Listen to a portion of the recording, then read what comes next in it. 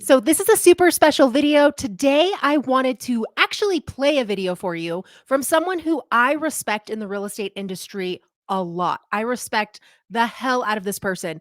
And Ryan Serhant actually has 8 housing predictions for 2024. And what I really want to do is play this video and add my commentary alongside of this video to really break down how he's right on a lot of things and how is this what his predictions are. How is this going to affect Park City real estate? So, what do you need to know if you're a buyer? What do you need to know if you're a seller? These are things that you're going to want to know. And I watched this video, I watched the entire thing, and I thought it was really high level information. It was very high level advice. And I haven't heard anybody talking about it yet. What Ryan Serhant's 8 predictions are for the real estate market in 2024. Let's go. Every year, people always ask me what my thoughts are on the marketplace going forward. What's my prediction for the market for the next year? Should I stay in real estate? Should I buy something? Should I sell something? What should I do? Tell me the future. What I thought I would do this year is give you my thoughts on where I think the market goes, what's happening right now, what you can be prepared for as we go into the next year. As I record this right now, we have 49 days left in 2023. And as you watch this, there's going to be even less. Every year can be the greatest year of your life. Because remember, markets shouldn't dictate your outcome. They should only dictate your strategy. So let's get into it. Here are my 8 predictions for the real estate market in 2024. Let's go. Prediction number 1 is that we are going to have even greater bifurcated markets. Some industries are returning to pre-COVID patterns, while others are now permanently changed. So you have 2 markets that we operate in now. You have BC, before COVID, and AC, for after COVID, which has changed the demand on both commercial and residential real estate. Obviously, you have a significant interest in the repositioning of big box. I agree with him on this. I think there's going to be definitely in Park City, we have bureaucrated markets, but they're bureaucrated because of the price point. We have very segregated markets with something that is $5 million and up versus something that is $3 million and under versus something that is $1 million and under, because something in Park City that is $1 million and under is really either going to be a 1031 exchange or it's going to be a first-time home buyer. People who are looking for generally a regular home and want to relocate to Park City and just move here and have like a house can be expecting to pay anywhere from like $2.5 million to $3 million. And the luxury market, right? And it depends on the area that you're buying in, because Park City is such a hyper local segmented market that it really depends on the neighborhood that you're buying in, right? If you buy something in Lower Deer Valley for $2.5 million, $3 million, which doesn't even exist, but 2 years ago, if you did, it was a complete fixer upper. And really, the luxury market doesn't even start till $5 million. So a lot of people who are out of state, who are out of town, who do not understand the Park City real estate market, don't even realize that sometimes what they're asking for, like, it doesn't even exist. It's not even realistic, because what they want is the $5 million house, but they want it for $1 million, which will never happen. Retail and commercial. Can we convert commercial buildings into residential with a greater stickiness from work from home? Or are more companies going to ask for more office space, like Serhant alone? We are right now in an office space that we probably should not be in, but we're in it because of the repurposing of commercial space. So as we think about 2024, we have to cut it down into 2 halves. You have the BC marketplace moving as if everything was always the same before COVID. And then you have the AC marketplace, like office, moving forward in a brand new normal. Number 2, more national searches. As the requirement to work with an hour commute of your job becomes less and less of a reality, so many people moving to New York City who are work from home. Before COVID, they could. I agree with that, because I had a ton of people during COVID who wanted to relocate here because they could work from home or work remotely. And then once that ended, their jobs actually said, oh, you're not going to come back into the office. Okay, you're fired or you're gone. And so those people either had to move back to get their job back, or they had to say, no, thank you. We love living in Park City and go find a job elsewhere. Now, what he is about to talk about on a national level, I find very interesting because we're not just going to be comparing. Well, Park City has always been in comparison with other ski areas, like what is going on in Aspen, what's going on in Jackson, what's going on in Tahoe. Never them to work from anywhere, and they're saying, oh, this is my opportunity. I want to live in Dumbo. Because of that, people are expanding their searches to now be nationwide, and they're using digital tools and platforms more than ever to find their next dream home. So as we think about pricing, how to value property in 2024, we now have to look at comps on a national level. So it's no longer, what is this home worth in this building or in this block? It's now, what do these dollars get us in this building or on this block, in this town, in this community, in this state, compared to where most people have now moved to. So what does $1 million get you here in New York City? But now A fixer-upper, just like Park City, doesn't get you much. I also have to look at it compared to what you can get in Long Island, Connecticut, New Jersey, Pennsylvania, and South Florida. As a Right? When people are shopping Park City real estate, if they're not relocating here and you are buying here because you want a vacation home, you are comparing it to Aspen, Jackson, Tahoe, Vail, Steamboat, Crested Butte, Whistler. You're comparing it to all of these other places. So the national search is going to put pressure on pricing as interest rates slowly start to stabilize or come down, because everything is on a much bigger landscape now than it's ever been before. Number 3, suburbs are on the rise. Now, I would agree with this because over the last year, I have been inundated with people wanting information about Heber. And I would consider Heber like a suburb to Park City. this is driving up demand for bigger homes, as we've seen, with more amenities, with more privacy and more. People want like that rural lifestyle, lots of land. They want the mountain views. For whatever reason, that country lifestyle is just really appealing to some people. Amenities to increase cost of living and looking for places to do it cheaper. Sales volume is down in a lot of markets by over Sales volume is down in Park City. 50%. Listing volume is down in most markets by over 20%. And our listings are down. So that's something to take into account. But what he says next, pay very close attention to. But median pricing is up by almost. Yeah, median pricing is up. It's still getting more expensive, even though sales volume is down, even though inventory is low, but prices are still going up. 5%. Obviously, we have a supply and demand issue, which I don't need to believe. Right. And that can be completely different in every single neighborhood of Park City. If there's one thing that I want you to know about Park City, it's that we have micro markets. The 84060 is completely different than the 84098, which is completely different than Heber Valley, which is totally different. We are a totally different market than the rest of the state of Utah. Park City is an anomaly in comparison to the state of Utah. Labor, because we're all well aware of it. But as property values have risen, so have tax dollars feeding into the suburbs. And this is going to give them the funds to reinvest and attract more people. So something to pay attention to a lot in 2024. If you're looking to invest, always look to what the municipalities are doing in that marketplace. Which is a huge ding, ding, ding, light bulb. Hello, if you're looking for Park City real estate or you're looking to buy something in Park City or the Wasatch Back, you need to subscribe to my channel because I talk about what's happening on a local level. This channel is a niche channel. I talk about everything related with Park City and Heber and what is happening in Heber, what is happening around the Jordanelle, what's going on with the new Deer Valley Resort expansion. Hello, this is a place where you need to get in early and invest your dollars. He's telling you right now, you need to follow what the municipalities are doing. And Heber Valley is exploding with development. Absolutely exploding. There's an Ivory Homes, a Homes. There is the Mormon temple just got approved to be built out there. There's a Smith's Marketplace that's going in. They're getting a second high school.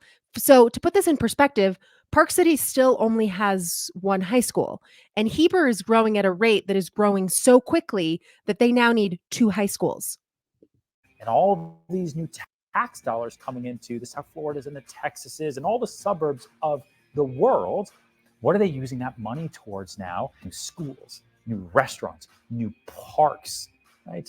New beaches, everything, everything, everything. So pay attention. New ski resorts, new development. You need to go watch my video, The Future of Park City, which talks all about what's happening at the Jordanelle. To where local tax dollars are being spent as a way for you to gauge a great place to invest going forward. 100%. And again, I will reiterate, Park City is a place where you invest for the long term. If you're a hit it and quit it kind of person and you want a really quick, fast, short return on investment, like maybe that worked in COVID, but Park City is not the place for that. Park City is where you park your money and you hold it and you just let your property appreciate. The appreciation here is gold. Number 4, branded residences. So I love this. I have to talk about this again because of everything that's happening with the Deer Valley expansion on the Mayflower side, right? We have the Grand Hyatt, which is the first Grand Hyatt in Utah, might I add, branded residence. There's talks of a 4 Seasons going in at this resort. Pendry, which is a Montage brand. We have the Montage up at Deer Valley. There's a lot of, hotel condos can be confusing and they can be really expensive, but at the end of the day, people like the branded residences. Are going to be in really, really, really strong demand in most cities, even with master plan communities starting. And that's even with it being very expensive to buy into, because if you're buying into anything at that Extel Village base and it's a hotel condo product, you are hit with 3 HOAs. For some people, this does not matter. Marcella, they're selling lots for $3.5 million. Velvier, ski and ski out lots for $3.5 million. That's just the land. That's not even the house. That's not the club dues. That's not the membership to the club. That's not even to the cost to build the house. And these are selling. It's not like they're sitting. To bring in greater brand partners, to cut through all the noise, to drive attention to the product. What we've seen since 2010 is a 40% growth in branded residences. And buyers have proven to be willing to be a premium for hotel branded residences, which offer services such as in-room dining, house. People want amenities. That is one thing, especially if you are in that price point of $5 million and up. People want a view, they want amenities, they want updated, they want turnkey, and they will pay more for it. Keeping and other luxury offerings. So something we're and they do not want to be close to the road. Road noise is an absolute deal killer if you have a property that is $5 million and up. See a lot of, as more and more people enjoy services, you're going to see services come into more and more neighborhoods. Number 5, downtowns built around professional workers are going to continue to feel immense pressure. Now, this is not to say that downtowns are going to go away. It's just going to say that in 2024, we're going to see even greater pressure on dense living spaces, and I would agree with that because there's some crazy stuff happening downtown Salt Lake. There is a building that's going to go in that's going to be the tallest building in Salt Lake City, and it's going to be similar to New York. It's going to have all the in-house amenities that you would get if you were living in a building in New York. Putting massive pressure on the urban city centers that relied so heavily on. Right? Because they want people to come back to the cities. They want people to live in the cities again. They don't want ghost towns. On commerce and trade that all the workers brought when they commuted and worked in the same area. And they are offering incentives for people. Like they're going to pay people more to come live in this building because they really want to attract people to the downtown Salt Lake City area. Think anywhere that has a strong midtown or downtown. Cities are going to need to. Right. And Park City is a bedroom community to Salt Lake. Create programs and incentives in 2024 to encourage businesses and workers back into the cities. This isn't a whole lot unlike what happened in Manhattan after 2001 and in 2008 with the extension of different types of tax abatements. We had 421A and 421G tax abatements that incentivized developers to build in areas that had far less demand than others. Now, in 2001, it was because of the 9/11 terrorist attacks. In 2008, it was because of the great financial crisis caused by the subprime mortgage collapse. Today, it's due to COVID, and it's real. We do not want to have ghost cities. So how do we incentivize developers and potential homeowners to bring life back into these dense urban landscapes? We're going to see more and more of that in 2024, as our local politicians are going to have to get smart. You know why? Because they're going to want those tax dollars. Number 6, investors are going to become bearish on real estate. Now, I agree with this. And for people who are like the cash flow investors, this has never been, Utah is like the worst place to buy a cash flowing property unless you're investing in like a duplex in Ogden.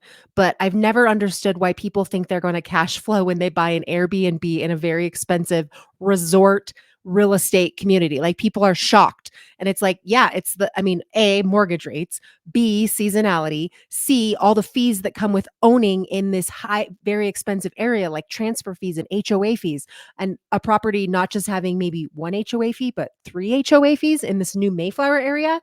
There's just cash flowing on a property, and getting a mortgage on a property in Park City just doesn't happen. You're better off to just buy it as a long-term investment. And even if you could lease it out, if you could find a long-term renter for that, as long as your rent, you can charge what rent would cover your mortgage. Otherwise, if you can't charge $6,000 for rent and you can only charge $4,000, but your mortgage is $6,000, then there's no point in buying that as an investment property. I hesitate saying that because I am in the real estate business. But what did I say at the beginning of this video? The market should not dictate your outcome. It should only dictate your strategy. Investors are becoming bearish on real estate. What does that mean? Now, when you compound that fact with the increasing interest rates and low transaction volume that we're experiencing right now, which might totally change in 2024, I'm going to get to that in a moment, it all just spells risk for investors, which has forced a lot of investment dollars out of real estate in the near term, which might not be a bad thing as they were locked. And I think I've done a really good job on this channel of explaining that to people. So I don't really work with I don't get really any calls anymore where people are like, I'm looking for an investment property. Like I get the calls where they're like, Nicole, we've watched all your videos. We've ran the numbers ourselves. We realize that we want to buy in Park City as a long-term play because of the appreciation. Up a lot. And not to mention, you get to utilize this beautiful home in a beautiful area and it increases your lifestyle. Like you get access to one of the most incredible places on earth, to ski resorts, to the mountains, to hiking, to biking, to walking, to just beauty. A lot of available inventory. Billions of dollars have been spent over the past couple years on available new construction homes in right? BlackRock and Wall Street are buying up all the investment properties, and on the World Forum they said by 2034 you're going to own nothing and be happy about it. That's total BS, sir. Like, no, we're not going to do that. So, yeah, I think a lot of people didn't realize that like BlackRock and these big Wall Street guys were coming in and buying up all of these properties, and they're going to use them as rentals. Like those homes are never going to hit the MLS ever again. They are going to be rental properties for the most powerful hedge funders on the planet. Greater America, which has taken great inventory off the table. Right? For John and Sally buyer. Yeah. First-time home buyers, it's a tough world to be in. Which has just risen the prices of all available resale inventory and risen the prices of all rents, because new construction homes rent for more money, which raises the median price of available rent, which makes home ownership and rental affordability that much tougher on your average home owner and home renter. I think we're going to see some bearishness in the investor marketplace in 2024, but it does. I agree. And everybody that buys a vacation home as, a vacation home, they want to utilize it with the fact that they actually want to use the property, but they realize they're parking their money in a really strong and stable market and that they're going to have instant equity, and your house is going to be worth way more than you bought it for 10 years from now, especially with this new ski resort that's going in and the expansion of Deer Valley. Well, the expanded Deer Valley. the new ski resort that has become the expansion of Deer Valley and everything that's going on in the Heber Valley. And then the Olympics may be coming in 2034 to Salt Lake. And you've got the Salt Lake City International Airport, and you have the accessibility to an international airport. I mean, doesn't mean it's a bad thing. That could be a great thing as you think about your strategy in 2024 to work with regular people again who are making moves because they just need to and because they want to. Number 7, prices are going to continue to increase. I'm sorry to say. I'm sorry. It's not my fault. I'm just giving you my prediction. prices are going to increase. And we've seen that even since COVID. Like, it hasn't gone up as much as prices did in COVID, but it's still gone up. Like, prices really have not dropped in certain neighborhoods, in certain areas. Maybe if it was a house that was just not desirable, it needed a lot of work, it was dated, it was older, and the seller didn't want to do anything to it, and they had a very aspirational price. Those are the properties that, don't sell for a lot of money. I mean, it's still a lot of money because to buy in Park City is a lot of money. You need a lot of money to be able to buy here. But, something that is completely updated, turnkey, and ready to go, that's $3 million compared to your dated house that you're trying to sell for 2.8. It's a no-brainer. The buyer's going to go for the $3 million house where they don't have to do anything, and the house is presented well. The lack of inventory is going to continue. And it's Yep. And we just dropped below 1,000 residential listings. So condos, townhomes, single family homes, like a month ago. And this entire year we were over 1,000, which we're still below like historical norms. Like if you compare us to a normal market in 2019, we're still below. So we have low inventory. People still want to buy here. And keep in mind that I maybe helped one person this year who bought a house with a mortgage. All of my other clients were all cash buyers. So Park City is about 50% cash buyers. So that is something to note as well, that the interest rates don't really have that big of an effect on Park City quite as much, simply because there are a lot of people who can pay with cash if they want to. And sometimes they prefer to just do a loan for whatever reason. But all 90% of the people that I helped this year were all cash buyers. Prices high and growing, even though interest rates and affordability are not in a healthy spot for long-term growth. As the economy continues to do well and inventory stays locked, demand is going to outpace supply, continuing to push up prices. But if interest rates do come down, you think prices are high now. You think inventory is tight now. Wait till you see what happens when sellers feel like they have power even more in. When sellers have power again, just because even if the interest rates drop to 5, do you know what's going to happen? The competition is going to be cranked up. Their hands. Because now all of a sudden their home is going to be even more affordable to a and it's going to drive up the price because more buyers are going to want to buy it. Greater section of people. It's going to raise prices even further. Hopefully, there's no legislation that comes out in 2024 that makes the real estate business even harder than it already is for most people. If you think rates are high, remember, you can always refinance your rate, but you can never renegotiate the price you pay for the property. But just keep in mind that if you think pricing is high now, just get ready. And my last prediction for 2024 in this market is that interest rates will actually stabilize. Now that's a hard pill to swallow because there is no crystal ball. I couldn't tell you whether I agree with this or whether I don't. I've heard that, yes, interest rates will come down a little bit. We're going into an election year, but you never know. I don't think interest rates are going to plummet. I don't think they're going to tank. Why do central governments, so why does the Fed, United States, ever lower rates? They don't do it out of the kindness of their heart. They do it to stimulate the economy. And they do that because the economy is in a bad place. So if unemployment stays low, at the time of this recording right now, I think unemployment's at about 3.9%, which is still historically low, but is 15% higher than it was. So employment is getting a little bit weaker. Then the Fed is going to keep rates stable, maybe bring them down just a little bit. But it's not going to be a rapid decline in interest rates because that would signify that they believe that the economy is in a weak position and that they need to incentivize the economy with lower rates. Inflation, I believe, will finally be under control by Q2 of 2024, which is going to allow the Fed to stabilize interest rates into our new normal, which will set the path forward for a year that I'm very, very much looking forward to, 2025. All right. Let me know what you thought of that video. I thought his 8 predictions were very, very interesting. I thought it was super high level information. My name is Nicole Bowdle. This channel is all about living, moving, playing, working, and buying a vacation home. It's all about Park City real estate. So if you're interested in buying a vacation home or moving to Park City, Utah, let's jump on a Zoom call. My information is always dropped down in the description link down below.